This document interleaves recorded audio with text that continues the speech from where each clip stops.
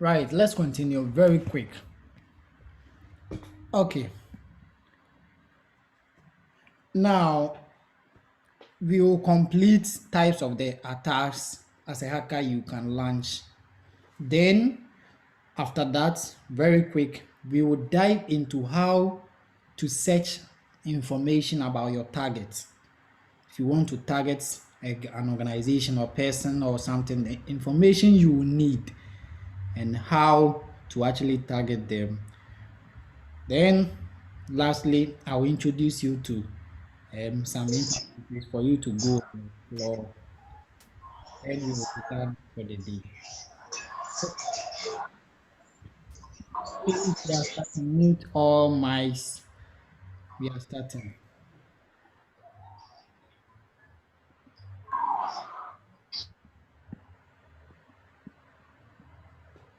Now, we got the last time we got to misconfiguration. As a hacker, how you can launch or how you can launch to systems which are being misconfigured. Now, earlier on, I told you as a hacker, you need to have a bit knowledge about networking because networking is your one will be one of your favorite targets. When you get to the network of an organization, they are doomed. You can actually destroy them from head to toe. This comes when an organization or a network expert or a network designer tries or sets up a network in a specific company or organization and didn't, let me say, carefully omit the misconfiguration or causes error in the misconfiguration, you, the hacker, has the potential to launch an attack. So this attack is actually targeted to misconfigurations. Whenever you find a system, this system is very vulnerable. You try to launch and you see the configuration of this system is actually messed up. Instead of setting up the right IP address on the protocol, internet protocol, the person messed it up. Then you have the upper hand as a hacker to launch your attack.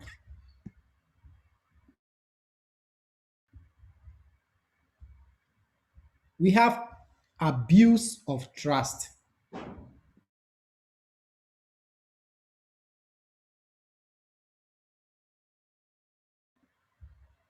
This comes now. There might be situations. You see, sometimes the hacker, you are a friend or you work in an organization or you know or you helped in building a certain system.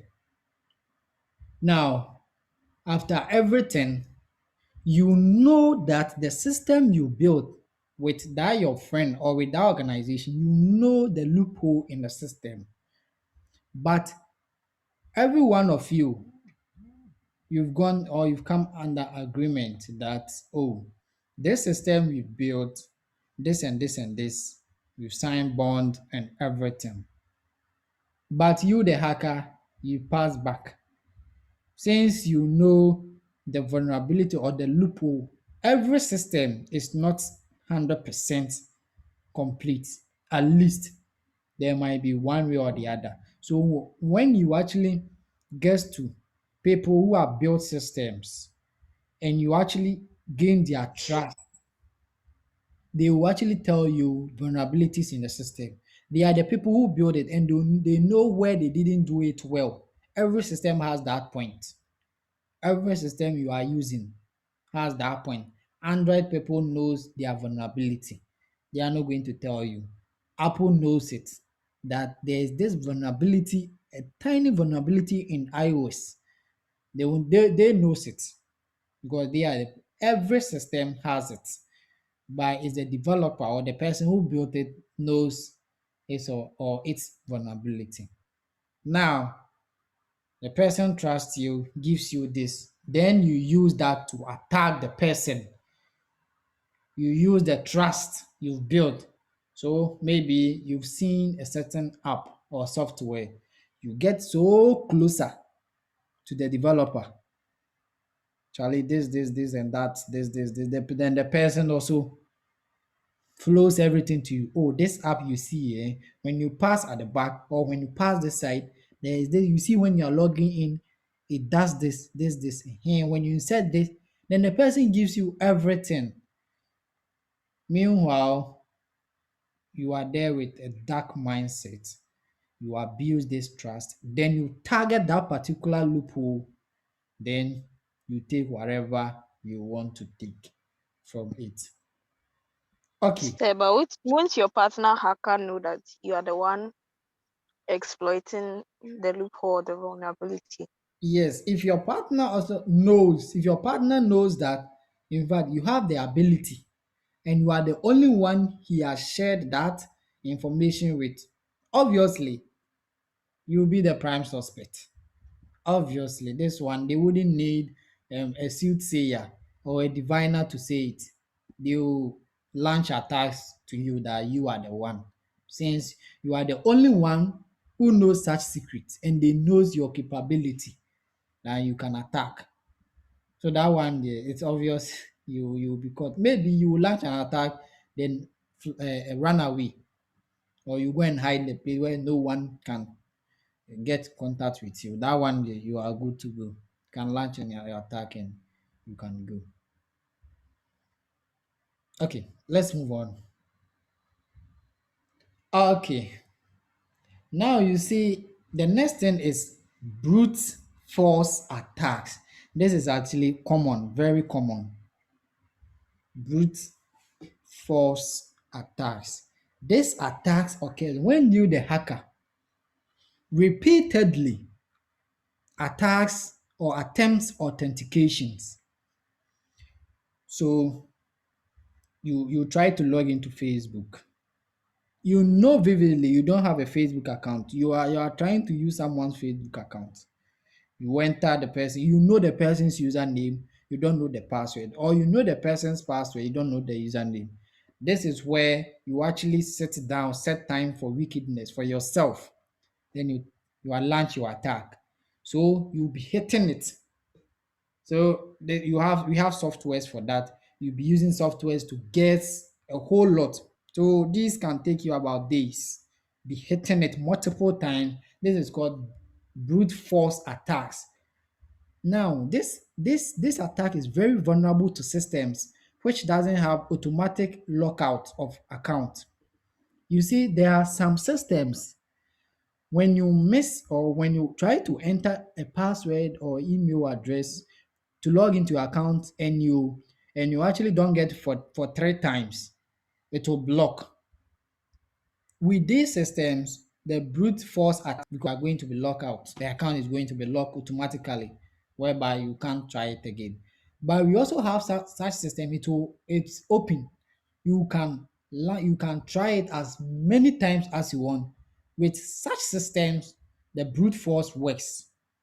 So the hacker can actually dedicate a whole week for that thing. Maybe it's a bank account. Can dedicate a whole week for that. Then launch the attacks. At the end of the day, they will be able to crack that password or the username, then use it for whatever he or she wants to use it for. Okay, hello sir.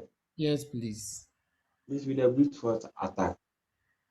So let's say example, someone want to, in terms of let's say, I know a friend, let's say, uh, in Eugene, you get it. And in terms of using the mess web, for example, maybe I don't know the details of the person. And with that system, when you log in for some time, it's like you can, as you just said, no.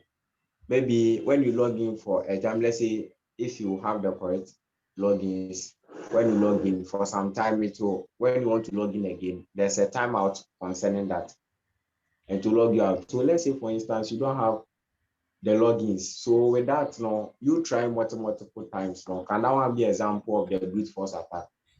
in order Yes, to okay. yes. Because The maybe brute you know force, only the ID, but maybe you don't know the password. yes. The brute force Okay. attack is you the ability to launch an attack to a specific system in multiple times in order to get access using these logins. So even if Okay. you even if you don't know the person's username or password, you don't know any of them, you can launch your brute force attacks. You can launch it. To launch doing this, doing that. And note, one thing you need to bear in mind, I've always been trying to say this, please, as a hacker, you have gathered your information. You know this person is called this. His mother's name is this. His friends are this. His name is this. His email is this. You have this information somewhere. So you are going to, based on this information, to launch your attacks. You can't just sit there, you don't know the person and you launch your attack. No. You know, Kwame. Kwame has an account at Prudential Bank, but you yourself, you don't know the bank account. One, you don't know the password to that bank account. Now you are coming to launch an attack to that bank account, but you know Kwame's email address, you know Kwame's student ID, you know Kwame's parents, sister's name, Kwame's full name. Based on this information, you are going to use to launch your attack. So Kwame is the probability that in Kwame's email, the bank will send a bank statement in Kwame's email which contains the bank account in is very possible. Please take note of this. So you see, with that, with Kwame's email, the possibility that you are going to find Kwame's bank account number in that email is very high. Now the password. There is no way, or it's on few occasions the banks will send password to email. So that one, forget about it. Now you are going to use Kwame will either use either his sister's name or combination of mother's name or the date of birth. So that one you are going to, based on that information, you are going to guess the password. You are going to launch attacks. So note, as a hacker, before you launch your attack, you have this vital information. Even though you don't have the straight bank account number or the password, you can use this information and get whatever you want to get. Do you understand this? Right. Let's move on. Yes, sir. So, Okay. hello, sir. Yes, Hello, please. sir. Yes. So with the scenario you used, so assume you want to launch an attack on, let me say, MTN, who also have a very solid and strong systems, guessing their password and everything. Wouldn't it be so much hectic? Because you said as a hacker, you have to be very persistent. You have to be very strong in order to penetrate through those systems. So if this would give us a headache, so why then do we still have to force ourselves cracking them? No, you see, no one is forcing you to hack MTN. Note that number one. It's because of you, your personal gain, you want to hack MTN. And if you have, and if you are so determined to hack MTN, note that you are not going to pick it easy because MTN will also be having cyber security experts who might be protecting them. So as a hacker, it can take you years to hack a system, some strong systems.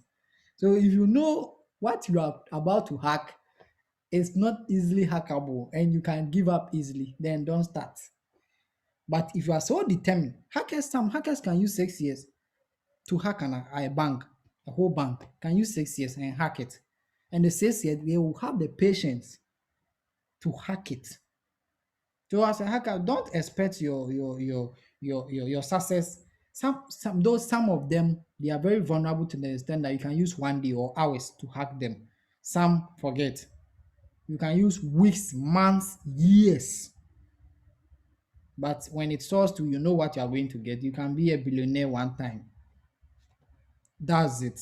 So you know you should know what you want, and no one forces you to hack something. Please, it's your own thing you are doing. So if you feel you have headache, then you stop. Please do get it. Your question is very funny. Let's move on. Hackers don't give up, please. It's not an easy job. You should know because no, everyone is protecting his or her own. No, I won't just go out and put my laptop outside there. No, I'll put it in my room and lock my door. Now you want to get to my room and take my laptop, you have to break the door. So anticipate a lot. The next one, the next attack we are going is dictionary attack. Dictionary attack. Now, this attack comes when the hacker uses dictionary. Now, he's coming to guess. He's trying to use a dictionary based attack. He's coming to guess words from dictionaries. So the person knows that this particular guy, his bank account or his bank password, he used a word. So this word definitely is coming from a dictionary. This is where the hacker uses a dictionary attack. Now, this attack starts guessing dictionary, every word in the dictionary. This is what meant by dictionary attack. Every word in the dictionary. So if you are having a password, that's a word from a dictionary. You are vulnerable to that attack. So the hacker is going to use that attack and attack you. By, by the close of the day, your account will be empty. So this is the dictionary attack whereby the hacker will use every dictionary word, irrespective of the length. He's going to start from smaller spellings. So that a and ant start from that.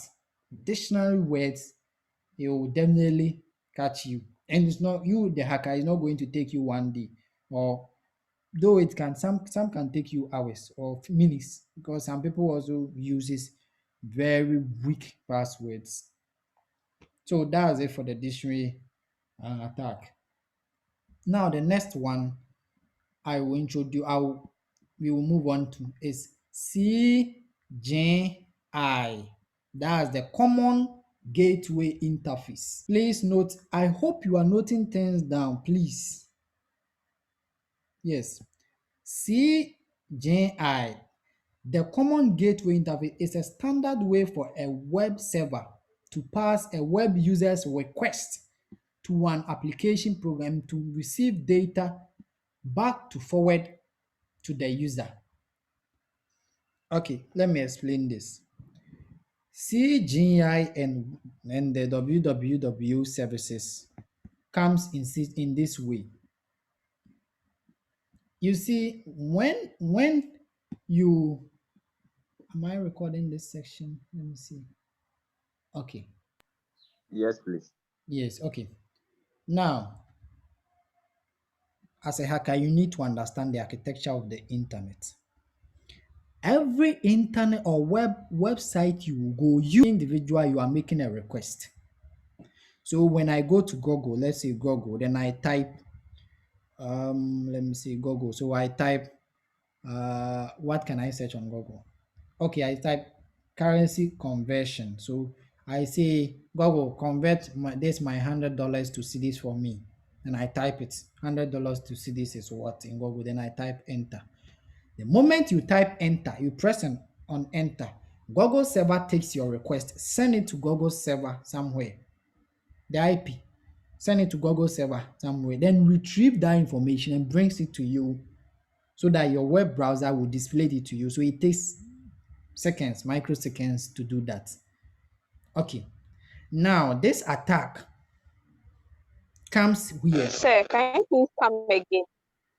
Okay, whenever you open your web browser to make a request, note that every website you visit, you are making a request. Put that in your mind. As a hacker, you need to understand the architecture of the internet, please. This is it. Every website you visit, you are making a request.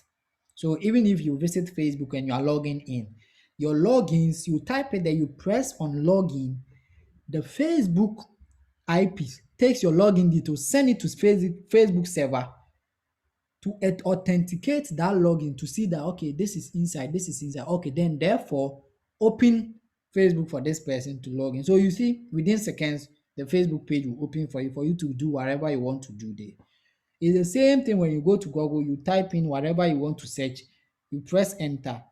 Google takes that one, send it to Google server, gets the data of that and brings to you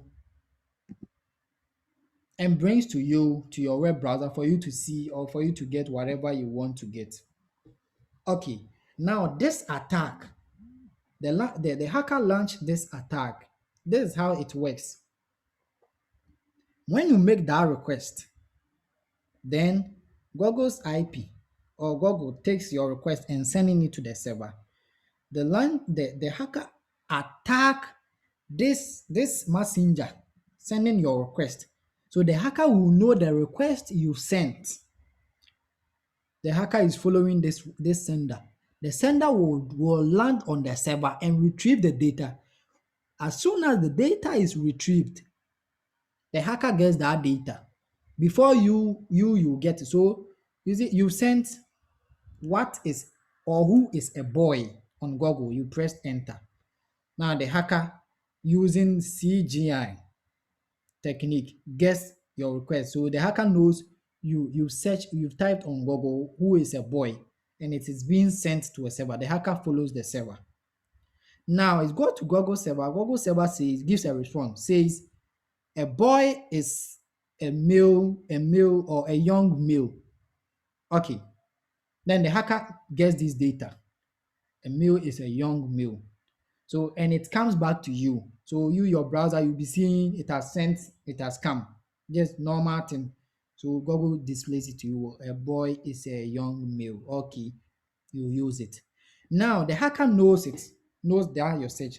And should the hacker need something from you, he will be tracking you on let me say constant basis. So he will be gathering information on what you've been requesting on the web. So the hacker knows on Monday you said who is a boy. Now on Tuesday you are asking who is a girl. Now on Wednesday you are asking who is a woman. So the hacker will be gathering this information. Will be gathering this information. So maybe you are asking this because you are coming to organize an event. Based on this, the hacker can get these data, analyze it, and find a solution in this. Okay, based on it means, or then you search again on the Google. You are saying event centers around me.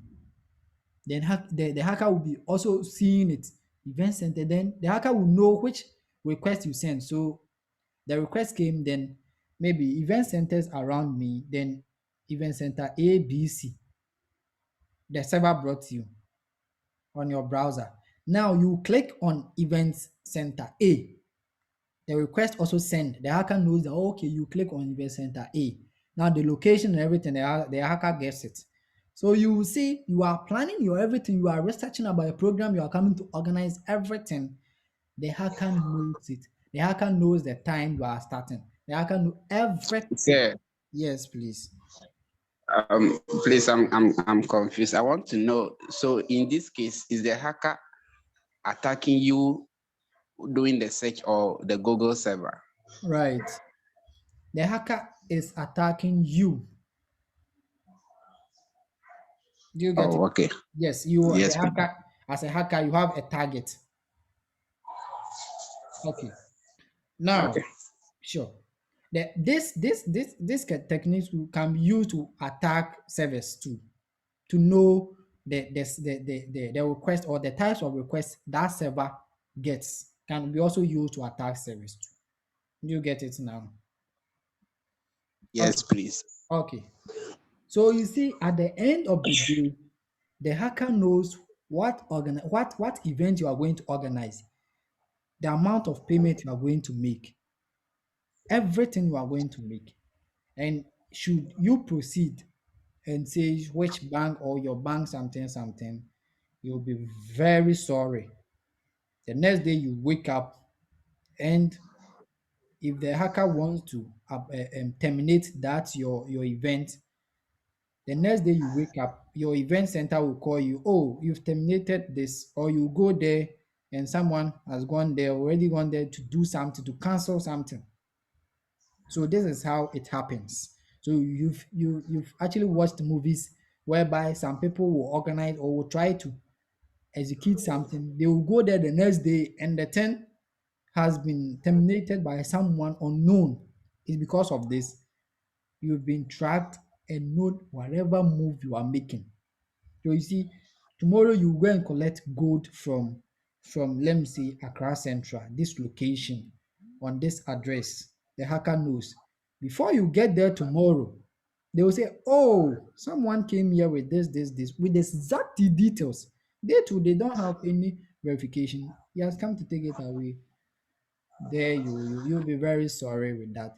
So that's one is for the CGI and WWW services. Sir, Yes, please, can I make yes, you some can. contribution here? Yes, please. Okay, I quite remember. I think last year a news came about a man who killed his baby, and in that instance, they caught him when he searched on the net. I think US. That how do you know if a baby is dead? And you see, through the search, they tracked him. I don't know how it really much details were not stated, but they said he was tracked from the search. And apparently, when they went, the child was dead. So does it mean that they were using hackers to track him? Because without a hacker, they won't know that this thing is really going on, or the baby died Okay. in the course of something with the dad. Yes. Okay. With your scenario, there are so many ways to track the person. One, they can go straight to the person's internet search history. They know that, okay, this is what the person has been doing. So either they will use the person's phone and send the browsing history to gather this information and know what the person did. One, that's one. Two, they can actually know the person mostly uses Google. They can go to Google, give the person's detail, and Google can trace whatever action you've done. So you here, if if if this we send your you see most of you here have Google account, and whenever you open Google, you see on your far top right, on your top right corner, you see you've been logged in automatically. Like when you try to, hope you seen what I'm trying to mean. Yes, Have please. yes. So you some most of you when you open Google on your browser and at your top far right, you will see your account is already logged in. When you click on that, you will see Gmail there, a whole lot of things. You are already logged in. So you are browsing using your account. So they will just get your account, get to Google. Google will trace you. Google will know whatever search you've done on Google. They will know. Then they will give it to them. So it's easily you can be or yes, please. Please can very confidential information be erased from the internet without any Okay, okay. Hmm. This thing, the best thing for you. Come, your line is breaking. Please, can you or can you type it? But if I okay, okay. yes, if Okay, I sir, please, I wanted to ask a question concerning the guy's scenario he just made. okay, please. Okay, so should in case that fellow was connected to a VPN, would it still be possible for them to track him? So far as see, you've connected to your VPN, but you are browsing Google using your Google account. So far as they get your Google account and send it to Google, and they say to Google, they provide every details that it's official tracking. Like they want to know this is what you've done. Let me say an organization like the FBI goes to Google with you, they will give it to him. They will give it to them because you have a Google account, and with your Google account, it can be used as a unique ID to track whatever services you've been doing with Google. You get it? Yeah, I do understand, but then with the location, they have the details, but with your location. Okay. Google will know. Google will know that you browsed with your VPN, Google will know that you browse, maybe you are in Ghana, but you browse on Monday, you browse from Netherlands, Tuesday from UK, Wednesday from Portugal using your IP. That's what Google will be seeing. But Google will know Sure. you browsing from UK, you browsed about how to kill someone. The next day you were browsing from Portugal, you browsed about how to let me say buy gun. Do you understand it? Yes, please. Yes. Okay, I'm 99. I'm still waiting for your question. Hello, sir. Yes, please. Sorry that I didn't ask this one from the beginning. So I'm interested in the aspect with the misconfiguration. So in terms of, let's say, building, let's say, a system or a platform, let's say in terms of configuring it. So let's say, so taking, let's say, you are building, let's say, a mobile app, and let's say with the configuration, maybe using maybe Flutter as a platform using to build that app, and let's say Flutter is very concerned in terms of the with how you actually structure your programs. So in terms of, let's say, implementing and deploying everything works through, but there was, let's say, a problem in terms of, let's say, the how to structure it. So with that, can that one be a type of misconfiguration which a hacker can get access to? Okay, a misconfiguration here basically deals with network. Plain statement deals with network, then service. So here is the case: you didn't your configuration with your firewall. You set it to allow access by default. So it means everyone can just enter your firewall. That's a misconfiguration. You should, when you set a firewall, when you set a network, you should by default set it as deny access by default, meaning everyone who is trying to access should be requested to authenticate. But in a case oversight, you didn't do that or you didn't add that to your network, and you say access by default, like you can just access, penetrate, you are vulnerable. Do you get that? Yes, sir. So actually, in terms of the misconfiguration has to do with the networking, not actually the system which you've actually built. No, networking, the networking. Ah, okay. I get it. It's clear. Sure. Okay, thank you. Yes, Solomon, do you want to talk? No, please. Okay, let's continue very fast. Um,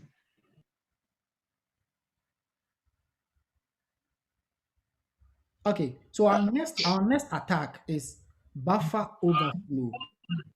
Our next attack is buffer overflow. Mufasa, you want to talk? Okay, buffer overflow.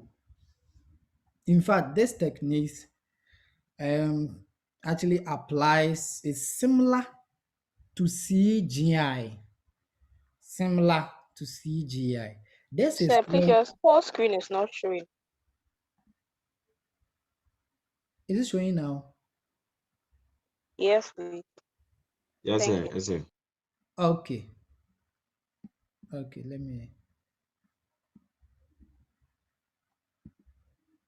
Is it showing now? Yes, sir. Okay, Yes, sir. Yes, sir. that's fine. Okay, so when we talk about buffer overflow, it's So I actually think you talked about this one last time. the last time I think buffer overflow. They are okay. Can you explain buffer overflow? Hey, I think you said it was when like the hacker sees a vulnerability in the software, and like the hacker uses that software or that vulnerability to direct payment into his personal account, something like that. All right. Let me go about the buffer overflow. Okay. Yes. When we talk about buffer overflow,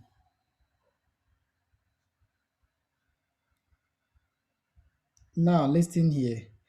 Whenever you are filling a form, um, you see some forms when you, okay, for example, those in the coding class, okay, generally, you are filling some form, a form whereby it is for name. Okay, our class can end any moment. We will rejoin again and continue. Before that, let's So I've continue. sent it to you. Okay, 99. Where is it? Can an information be lost on the internet without anyone getting access to it? This is a very difficult question. Since your information have gotten to the internet, you don't know who has saved it. Then all stakeholders must come together to erase you. And yes, only that way